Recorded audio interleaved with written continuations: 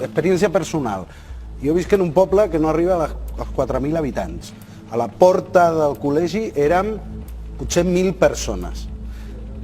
Van venir, el binomi va venir. Si haguessin volgut entrar allà, 20 Mossos d'Esquadra no entren, us ho dic perquè conec els meus veïns, però és que en el poble del costat, a 5 quilòmetres, passava el mateix, i en l'altre passava el mateix, i en l'altre passava el mateix. Aquest judici, a mi em fa l'efecte que el que busca és trobar una explicació, trobar un culpable de per què la gent va poder votar. I ara volen fer veure que el culpable és que aquest senyor no ha fet bé la seva feina.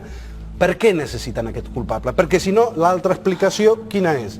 Que si la gent vol fer un referèndum, el fa. I ells no poden fer absolutament res, perquè si en el meu poble s'havien de treure les urnes, feien falta mínim 100 Mossos d'Esquadra, però és que en el poble, vull dir, quanta gent s'hagués necessitat per tancar tots els col·legis? 50.000, 60.000 Mossos? És que tenen la necessitat de buscar un culpable. Per què? Per no haver d'admetre que si la gent vol fer alguna cosa, ho fa.